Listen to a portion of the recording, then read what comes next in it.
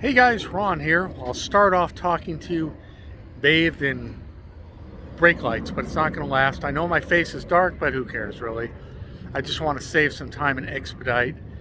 Look at that red light, crazy. By talking to you for a few minutes, even though you can't see me very well, but again, that's okay. And then I'll flip around and we're going to look at the harbor, we're going to look at the boats, and it's a very warm night here in the marina slash beach out to the jetty. So tonight I'm going to talk to you about the movie, and there was a book which I've read cover to cover, a movie called Casino. The movie was the second of two that Martin Scorsese teamed up with, as you know, Robert De Niro and Joe Pesci. The first was Goodfellas about 2 years earlier, and then the next project was also with Nicholas Pileggi, hard to pronounce his name, who wrote the book. I believe worked on the screenplay too for Casino. So it was the pairing of Nicholas Pileggi and Martin Scorsese on Goodfellas and Casino. Goodfellas seems to be the more popular film, but I like Casino a million times better for various reasons. I have nothing against I was going to say, God, some of the actors have died already. I have nothing against the late Ray Liotta at all, but I would have liked to see more, maybe more Pesci, maybe less Liotta in Goodfellas, even though he was playing a character called Henry Hill, who was a little ugly guy, looked nothing like Ray Liotta. I think Henry Hill's actually still alive. Actually, Henry Hill's been selling his art on eBay. Isn't that interesting? But let's get back to Casino. So talk about Casino. Casino, true story, as was Goodfellas, but Casino, a different story, and let's talk about it. Wow, you're gonna like, oops, the Booze Cruise, the party boat.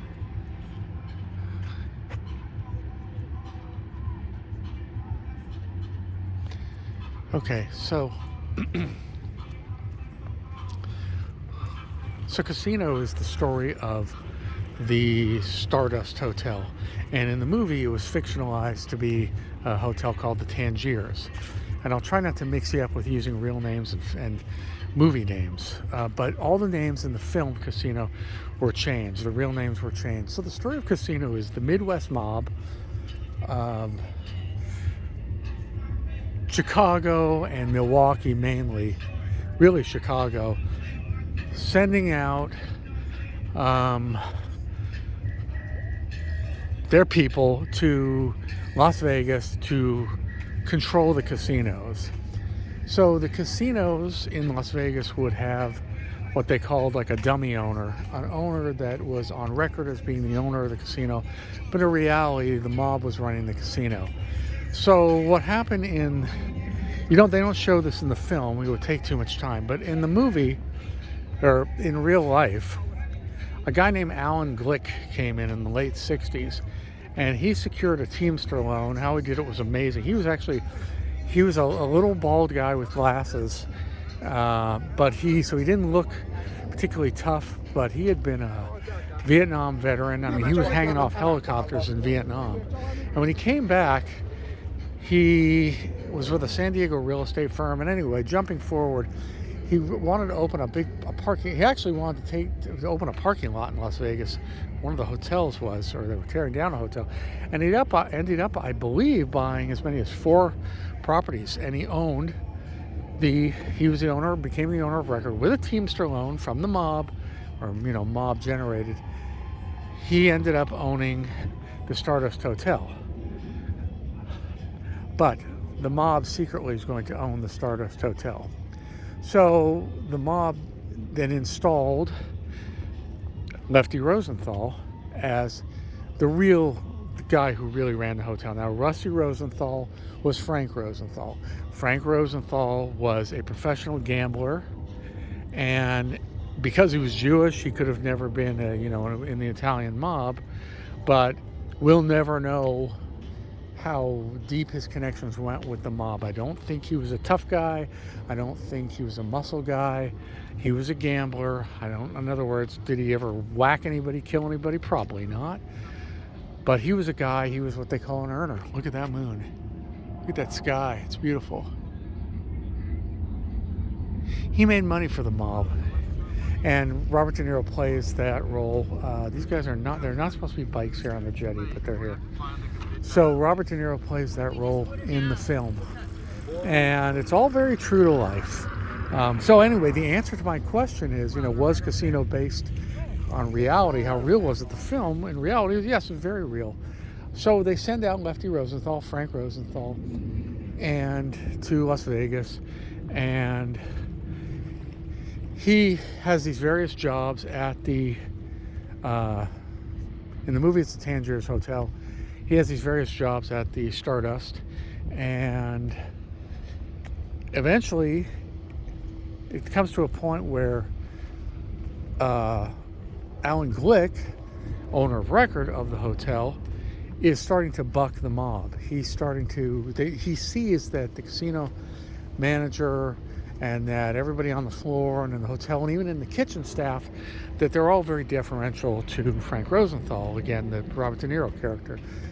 And there's a period of time where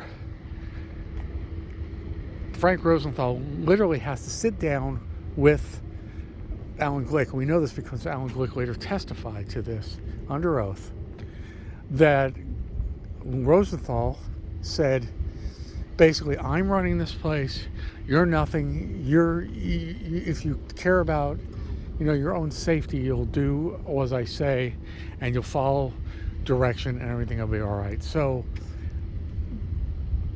Glick didn't go so well. Literally, Glick was called to a meeting. They didn't show this in the movie either, but he was called to a meeting in the Midwest by the mob. And at this meeting, it was just like, he said, it was just like out of a movie. There was like a light in his eye, and I think one of the mobsters, the Milwaukee mobster, actually he had been dealing with earlier regarding the Teamster loan and other things, said basically, if you want to leave this room alive, you and your family, you're gonna do as we say. In fact, you're gonna leave the hotel with the Argent Corporation. So he was scared at that time into complying. And just like in the film, Lefty's friend, a true sociopath, played by Joe Pesci, Tony Spatatro. Now, Tony Spatatro comes out, and boy, if you look at real pictures of Tony the Ant Spatatro, now supposedly the Ant nickname was given to him by the FBI, calling him a little piss ant, but I don't know about that. But let's just say Tony Spatatro comes out, and he was played by Joe Pesci in the character of Nicky Santoro, and they were childhood friends from Chicago. And Spatatro comes out, and his aim is to be the head of the mob in Las Vegas. And he did have a gang of crooks working for him, thieves. He did have his own crew, just like they showed in the movie.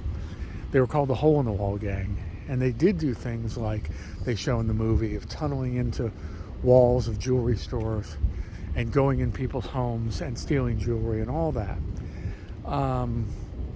And the interesting thing, well, many interesting things. So just like they portray in the movie, Tony Spatatro was a hothead. He was fearless. He was a little guy physically, but nobody ever wanted to be on his bad side. He was a true sociopath. He did have a wife who basically who basically watched TV and then fell asleep on the couch every night and didn't really get involved in his business. So he was free to have his affairs and run his business and be out all night and then be home early for his son. But Tony Spatatro, again, he was portrayed by Joe Pesci in the movie. I don't want to say paranoid, because he had reason. He knew that the FBI was always listening to him. But he had this certain style of writing, like he would write in code, and the smallest, most infinitesimal letters that nobody could really discern unless you knew his code. And he would change cars 10 times while going somewhere. I think they showed that in the movie too. He would drive into a tunnel where he knew that, or a parking structure where he knew that the helicopters couldn't watch him, and then he'd trade into and go into another car.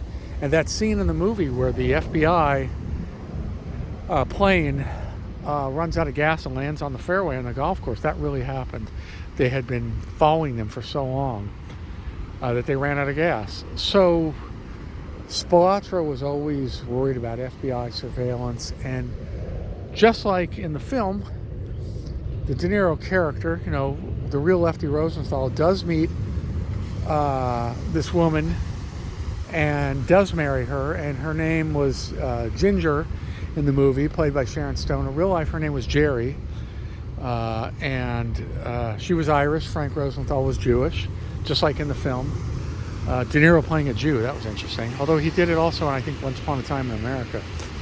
Anyway, so their marriage was much like portrayed in the film, except that what they don't show in the film is that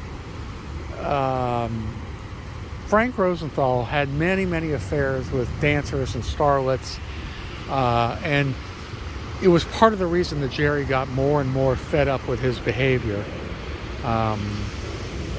And Frank himself said, if you marry a 10, you're going to have trouble, which kind of echoed the jealousy and the insecurity that they portray him, or the De Niro character, as having towards Sharon Stone, his wife, in the film. And she really was involved with this Lester Diamond character, although I believe his real name was Lenny. And they actually did have a couple kids. There was a son named Stephen, as well as a daughter. They don't show the son in the film. So yes, it's all very true to life, and the mob used to have code names for Alan Glick, the owner on paper of the Stardust. They called him Genius and Crazy, and there was a skim that was happening, and that was exactly true. The count room was off limits to everybody, but one of their guys would go in there and take the skim, and that's all the guys back home, as they say in the movie, all the guys back in the Midwest cared about was that they got that skim, that cash, every week like clockwork. And Rosenthal didn't interfere, and no one interfered with that. And what eventually happened was, it's true that they used to meet in the back of a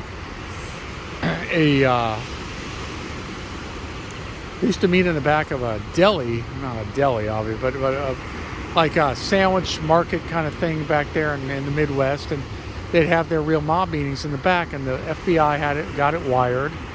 And one of these guys was talking about his expenses never being covered, and running out for this and running out for that, and not getting his per diems and his expenses. And he blabbed, he had a big mouth, and they got a lot of names. And eventually because of that, they were able to bring these guys to trial, much like they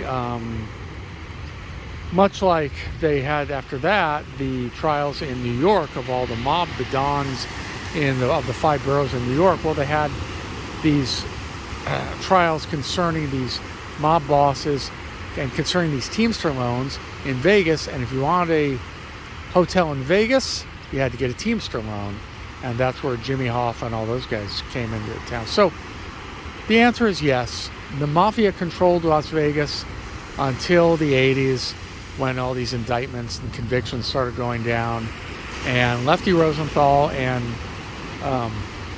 Tony Spatatro were right in the middle of it. And just like in the movie, Tony did end up having an affair with Lefty's wife, with Jerry, and which was a very dangerous thing to do, because that was an absolute no-no for the mob. They would have killed them both if they would have had confirmation of it. Tony Spatatro was killed, beaten to death, and killed and put in a grave in a cornfield on a farm, apparently on the property or near the property of one of the Midwest mob bosses. So that was obviously, he was taken out before he could go to trial, I suppose. And it's also true that they did try to blow up Frank Rosenthal in his car, as portrayed in like the first and I believe the last scenes of the movie. It's a flashback where they show Robert De Niro's car blowing up outside the restaurant, and it's very true, you know, the way his car was protected, and he lived to tell the tale. He lived through it. Now, there are various theories as to what happened to Frank Rosenthal. Yes, the obvious thought was that it was his old friend, now bitter enemy, as per like portrayed in the movie, that it was Tony Spatatro using one of their, you know, blow up cars guys, and all the crews usually had some guy was an expert in firebombing a car. Some thought it was the mob above, in the Midwest mob, trying to keep Lefty from ever testifying, although Alan Glick made it out alive too and did testify. But Frank Rosenthal and a few others also had a theory that it was these bikers that Jerry was hanging out with. As you recall, or if you've seen the movie, when Jerry and Frank finally split up, Jerry goes out to LA and she's hanging out with bikers, and she eventually ODs she almost made it to the lobby of the seedy motel in Hollywood that she was at with these bikers. Well, Frank Rosenthal had a theory that the bikers might have wanted to kill him, hoping that then Jerry could get access to those safe deposit boxes and all his money, I guess, before the divorce was final. Not really clear on the timing regarding the divorce. But, so there are three theories: the mob, or Tony the Ant, Spatatro on his own, or these bikers that Jerry was hanging out with. But nonetheless, she died. She died tragically. Tony died, and what was left was Frank, who, you know, it says in the movie he went to La Jolla at the end. They show, excuse me, they show Robert De Niro, you know, sometime later with graying hair being in La Jolla. I don't know that he went to La Jolla, but he died just a few years ago at the time of this filming. So he lived to tell his tale, and in fact, he was kind of a technical advisor on the set of film Casino. I'm sure he's very happy to be there too and telling his story. A bit of an ego. He really did have a TV show that ran on like public access. He really wanted to get his word out there, and he had celebrities on the show, just like they portray in the movie. He really did have a very contentious hearing when he was trying to get his license back, his gaming license. He really did yell at the reporters in the, and there's footage of all this too if you want to look it up, that he really did yell at reporters in the hallway of the courthouse. So the answer is yes, the movie was very true to what happened in real life, and it's pleasing to see that.